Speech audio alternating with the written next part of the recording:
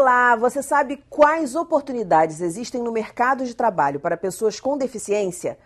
O que a nova Lei Brasileira de Inclusão estabelece nesse sentido? Fique ligado, porque este é o lugar para estar bem informado e exercer cidadania. Então não desgruda, está no ar o Educação.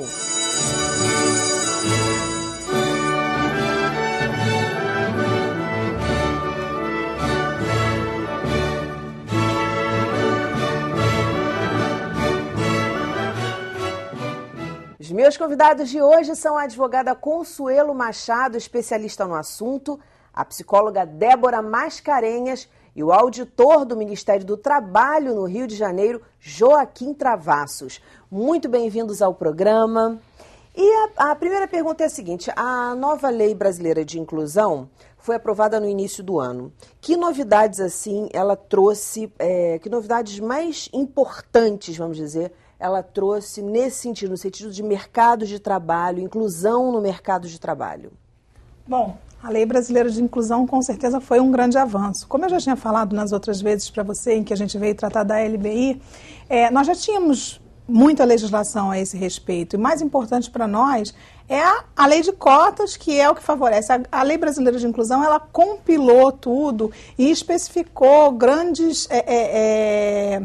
as formas como a inclusão tem que ser feita, né? Da mesma forma que a inclusão escolar, ela estabelece os critérios de seleção, ela estabelece a forma, né, que muitas pessoas podem achar que é privilégio, mas não é, o tempo estendido na seleção e dentre outras coisas, para facilitar a inclusão da pessoa com deficiência no Ministério do Trabalho. Só que o mais importante é que nós temos um longo caminho a nível de educação para incorporar essa cultura da inclusão. Porque lei a gente sempre tem bastante. Sim. A gente conversou muito, né, Consuelo? O Consuelo já esteve aqui, Supermãe, dando várias dicas para a gente falou muito sobre a escola, né? E agora a gente vai falar mais dessa questão das empresas. Em relação às cotas, o que a gente pode dizer? Bom, eu acho que as cotas, todas as empresas acima de... 100 empregados. 100 empregados. Na verdade, com relação à Lei Brasileira de Inclusão, na verdade, não houve nenhuma alteração em relação a isso. Na verdade, houve uma tentativa de se ampliar para as empresas com mais de 50 empregados, mas isso, no final, foi revogado, porque, inclusive, até a presidenta aqui suspendeu esse artigo. Então, continua valendo os mesmos percentuais da lei de cotas, que é de 91. Ah, de 91. Como é que estão as empresas? As empresas estão cumprindo essa Daniela, determinação? eu vou ser muito sincero com você, pelo menos aqui, né? Eu vou dar a perspectiva aqui do Rio de Janeiro, que é onde eu atuo. Embora seja um grande centro, né, o Rio de Janeiro é o segundo maior PIB do país, a minha impressão é que as empresas ainda que têm sede no Rio de Janeiro, elas ainda estão engateando em relação à questão da inclusão. Eu acho que esse debate ele ainda não foi feito de forma efetiva nas empresas. Pelo menos essa impressão que eu tenho, porque eu fiscalizo muito grandes empresas, grandes grupos econômicos. E é estarrecedor que, às vezes, grupos econômicos que têm até uma certa postura social, né? De responsabilidade social, porque faz muita propaganda na televisão, enfim, né? Tem gente com um bonequinho, uma coisinha. E, na prática, quando a gente vai ver efetivamente o que é que está sendo feito em prol da inclusão das pessoas com deficiência, a gente vê que não aconteceu nada por enquanto. E, olha assim, a lei de cotas tem 25 anos, vai fazer agora em julho. Ou seja, não é algo que aconteceu ontem. A Lei Brasileira de Inclusão, sim. Na verdade, você falou que ela foi aprovada agora. Na verdade, ela foi promulgada ano passado. Isso, aí teve uma guerra judicial danada. Na verdade, a previsão dela é que em 6 meses ela entraria em vigor, que foi justamente no início do ano, agora em janeiro. Então, na verdade, para sermos precisos, né? Foi, na verdade, ela entrou em vigor esse ano, mas ela foi promulgada ano passado. Mas foi muita luta, né? Muita, em relação às escolas, a gente gravou programas aqui sobre isso. É porque a ideia mesmo, assim, que a gente, né, como a própria Consuelo falou, assim, a ideia da Lei da Brasileira de Inclusão é que a gente meio que concentrasse no mesmo ordenamento jurídico né, todas as questões básicas que envolvem a questão da inclusão da pessoa com deficiência, inclusive, né, a questão da escola, que é muito bacana e interessante. Ela compilou tudo, ela vem falando.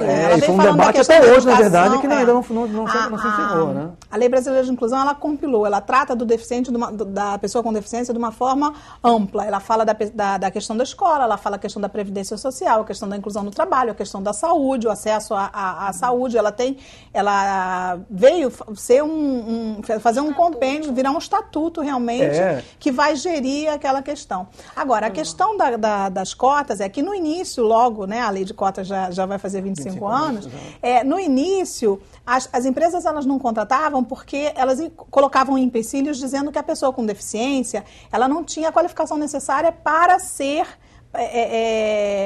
contratada.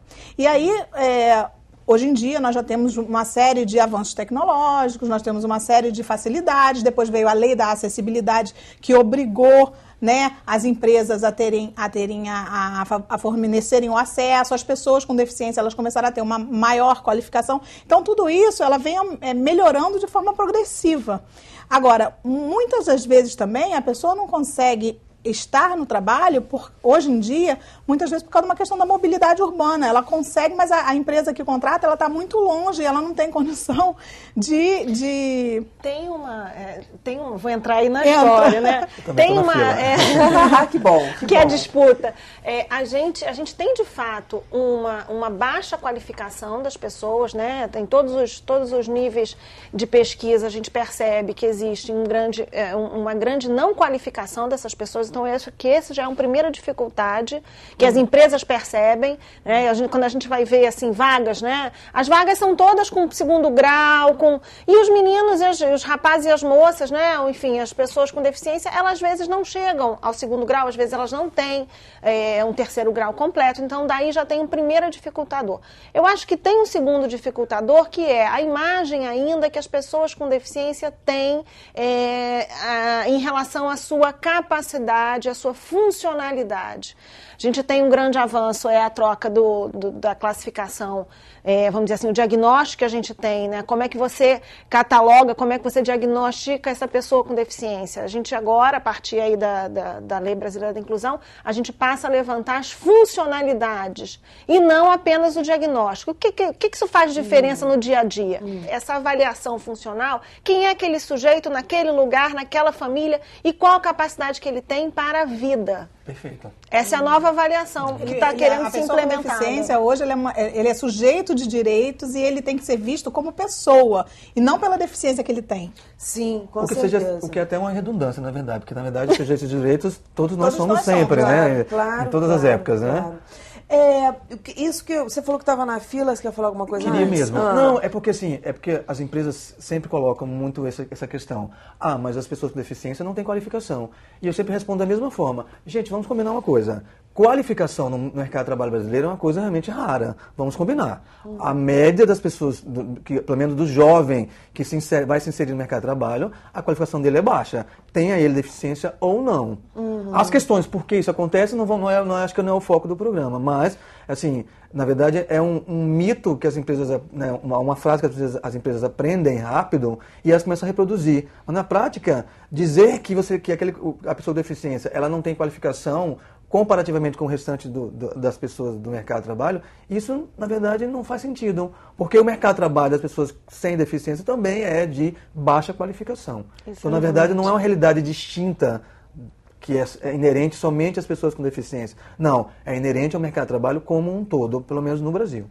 E aí, assim, tem essa desculpa, né? A segunda desculpa é que a gente não sabe onde procurar, não tem no mercado de trabalho, não tem, quando tem, não está classificado. Mas o que a gente vê muito talvez assim, ainda um mito muito grande de quem é essa pessoa, como é que eu abordo, como é que eu chego. É como se fosse uma pessoa que eu não pudesse nem como avaliar essa pessoa, como acompanhar essa pessoa. E se trata de tecnologia, de acessibilidade, se trata de informações, né? Quando você vai fazer formação de gestão de pessoas, né, nos N cursos que a gente tem, por que não tem uma cadeira de gestão de pessoas com deficiência? Por que não conhecer os instrumentos adequados para avaliar, acompanhar, recrutar, né, adaptar em serviço as pessoas com deficiência? Tem uma especificidade, mas não é tão misteriosa assim, né? Porque a gente tem casos brilhantes de inclusão. Então, é falta de conhecimento. Eu acho que a resposta para a pergunta que você deu, eu acho que é falta de conhecimento das empresas, não é? Que gera o medo do desconhecido, porque as pessoas normalmente têm o medo do desconhecido. Então, aquilo vira um mito, vira um tabu e acha que é muito complicado. Tudo acha que é muito complicado. Da mesma forma que a gente falou do paralelo com as escolas. É muito difícil ter uma sala de recursos. O que eu vou fazer para ter uma sala? Ah, não, isso é caro. E aí as pessoas vão levantando barreiras sem buscar informação sobre o assunto que vai poder facilitar. Então, realmente... E a gente derrubou esses mitos, muitos desses mitos, em programas que gravamos aqui, sobre essa questão da sala ser cara, né? Do material, que pode ser feito. Então, da mesma forma, na empresa, a questão da inclusão do trabalhador com deficiência é que ele tem que ser recebido em um local acessível e que essa inclusão tem que ser efetiva, ou seja, também não basta você contratar aquele funcionário e colocar ele segregado numa sala separada. O objetivo é que a empresa ela tenha essa responsabilidade social de realmente incluir aquele funcionário e colocar ele trabalhando, interagindo com todas as outras pessoas, com pessoas que não tenham deficiência também. Até porque vai ser justo o trabalho que a empresa vai estar recebendo dele, porque com certeza ele vai mostrar ali naquela interação algum talento que de repente de um cargo, de uma função que a empresa nem pensou que pudesse existir naquela equipe, né? E ao mesmo tempo também cumprindo esse papel social. Eu acho que por vários motivos. Perfeito. Eu só acho assim, na verdade, na prática, assim, no mercado de trabalho, o que acontece mesmo, assim, no dia a dia, as empresas, elas não identificam de uma maneira geral, não vamos, obviamente, generalizar. Mas as empresas, em geral, as que não cumprem mesmo a cota, elas sempre enxergam na pessoa com deficiência alguém que vai sempre produzir menos na sua empresa, ou não está adequada a ela. Eu posso dar um exemplo concreto aqui? Eu não vou citar, obviamente, o nome de nenhuma empresa, mas eu vou dar um exemplo concreto, porque vocês possam ter uma ideia de como é a realidade mesmo. Eu frequento um shopping aqui na Zona Sul do Rio de Janeiro, e eu recebi um bilhete de promoção, que eu tenho direito ao ingresso grátis do cinema. Voltei lá, e infelizmente não era nada daquilo. Vou reclamar, porque isso não é absurdo. Cheguei lá e estava uma mulher belíssima, né, uma loura, tal, toda penteada, toda maquiada, e ela foi extremamente grossa comigo. Moral da história, assim, na cabeça do empregador, a pessoa indicada para aquele local de trabalho era alguém que seria, teoricamente, vistosa. Quando, na verdade, o que ela tem que ter como capacidade ali é a habilidade de lidar com o público. Sim. Que poderia ser qualquer pessoa, inclusive um deficiente, ou um deficiente físico, alguém que se adaptasse àquele posto de trabalho e que tivesse a habilidade de falar com o público, o que não era o caso daquela garota. Ela realmente, porque ela em 5 minutos, em 2 minutos de conversa, ela foi extremamente grosseira e agressiva comigo. Eu falei, olha só como funciona na prática as empresas. Sim, com Você certeza. fiscaliza a empresa e a empresa sempre diz, não, mas não tem como colocar um deficiente na minha empresa.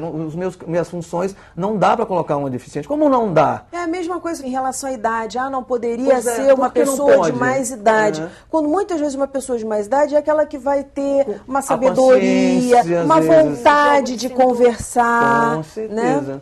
Né? Mas a escolha da pessoa por essas características pessoais, ela é discriminatória. Como também a escolha da pessoa. Ou uma empresa, por exemplo, decidir que ela vai trabalhar e que ela vai se preparar para lidar só com uma determinada deficiência X, ela também é uma prática discriminatória. Eu vou pedir para vocês segurarem um pouquinho, que a gente já passou do limite do horário para chamar o intervalo. A gente vai para um breve intervalo e volta já já. Não sai daí, não.